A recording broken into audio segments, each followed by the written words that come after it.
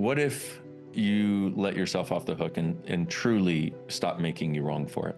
What if you realize that whole idea of I'm going to be able to do all of these things in this compressed time, and that will be a mark of success, is part of the programming of the structure of reality that we all bought that is designed to get us specifically to make ourselves wrong? Don't do it. Don't buy it. It's okay. It's okay to actually like you.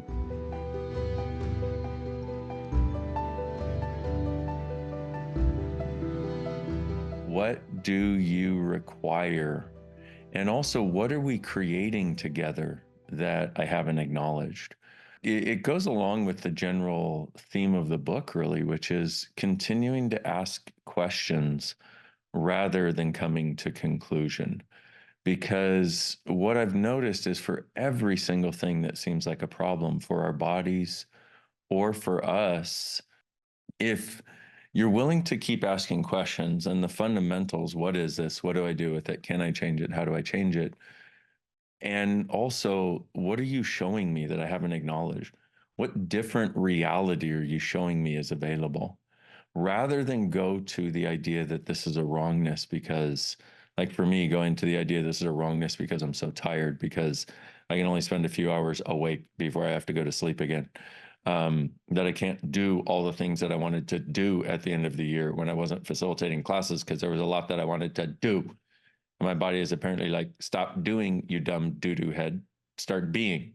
I'm like, okay, but I didn't have any plans for what I was going to be during the holiday. I had plans for what I was going to do during the holiday. So how many of you had a lot of plans for what you're going to do during the holiday? Raise your hand if you had lots of plans and thoughts and all kinds of ideas of what you're going to do. Raise your hand if you feel bad because you haven't done enough and haven't done them enough. Now, raise your hand if you feel really good about you for everything you've done and been. You feel like you're like the awesome creature of the universe. Go ahead. Good. Okay. A few of you. Okay. Now, I wish what I would like, what the world I would like to create is where that second one, everybody raises their hand, and the first one, nobody does. Okay. But notice how many more people are like, yeah, I was going to do this and this and this, and I feel like shit. I'm sorry. Okay. The way access is really set up is to get you out of judgment of you, but sometimes you'll use it because, oh, but even with access, I can't change this. Stop being mean to you. Okay. Isn't it interesting, though? We very seldom make requests for what we can be. It's like, and we never make plans for being. Hey, by the end of the holidays, I'm going to be 10,000% more, and I'm never going to go less, and I'm going to go up from there. Those are my. What are your plans for the holiday? Those are my plans. What are yours? We don't do that. We're like, oh, I'm going to have a couple days off so I can do this and this and this, and then sometimes your body is like, hey, hey, hey, hey, hey, hey, hey, hey, hey, hey, relax, chica. Your body is far more willing to be aware and aware of what's possible and far more willing to be conscious than we are. If you will utilize the tools in the body whispering book and also not, oh, I've got to do all of them. I have to do all of them right. I have to do them perfectly. Oh no, I didn't ask who does this belong to enough. I didn't, oh God, no, not like that. If you'll use sort of the foundation of the tools in the book, which is about the choice to go beyond judgment, not just the tool, but the choice.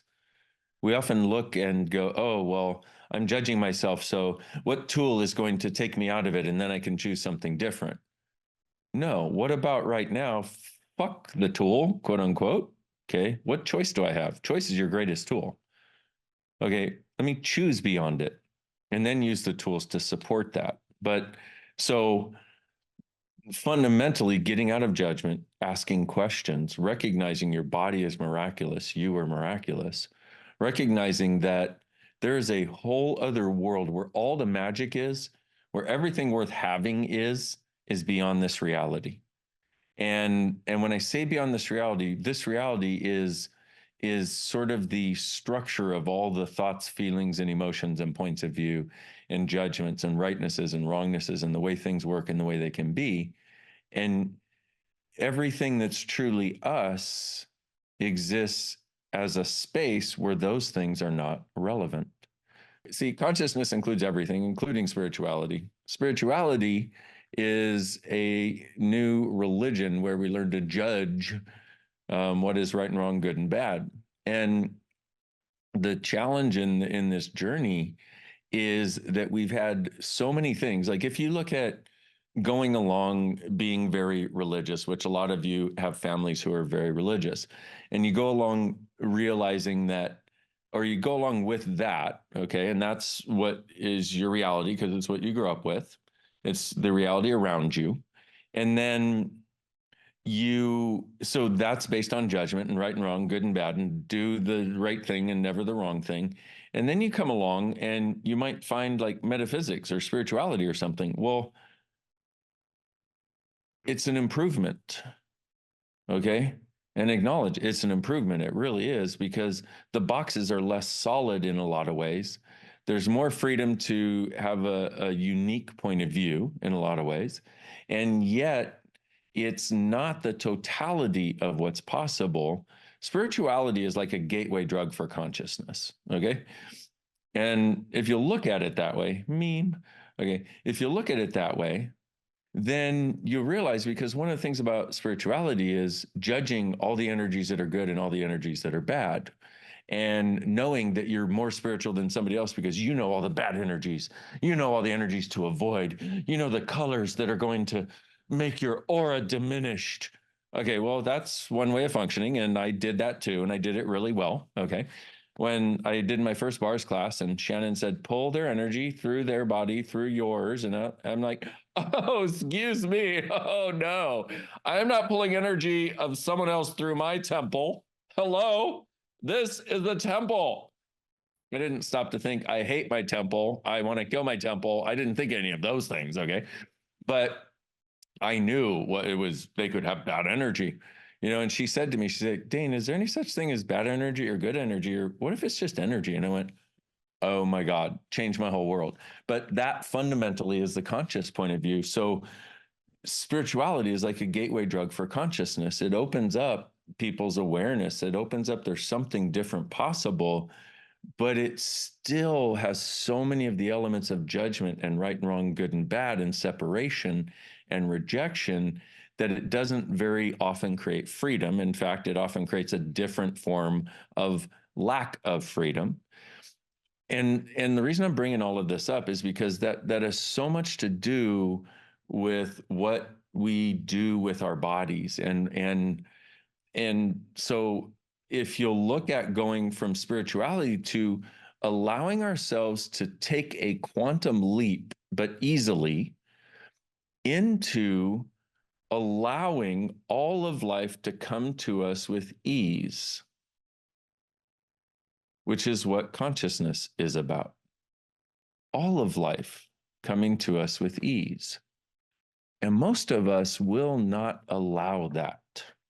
Most of us are so conditioned, me included, unfortunately, so much of the time. We're so conditioned that our struggle is our value, that we must struggle and we must overcome to have any form of ease, any form of joy, any form of exuberant expression of anything. So what you start to realize, and what I tried to impart in the book to people, is that following the energetics is where everything can fall into place, where you can start to actually create what you always hoped was possible, where your body can be one of your guides, and where you start to be able to function not from right and wrong and judgment, but from a miraculous world, a meandering journey of following the breadcrumbs of consciousness to what you actually desire. Imagine being able to not have to do that mental contraction, compression, solidification of everything, where you try to find out what's wrong so you can create something right or something better, where instead you could be led miraculously throughout your life to all of those things that make your world magical and miraculous.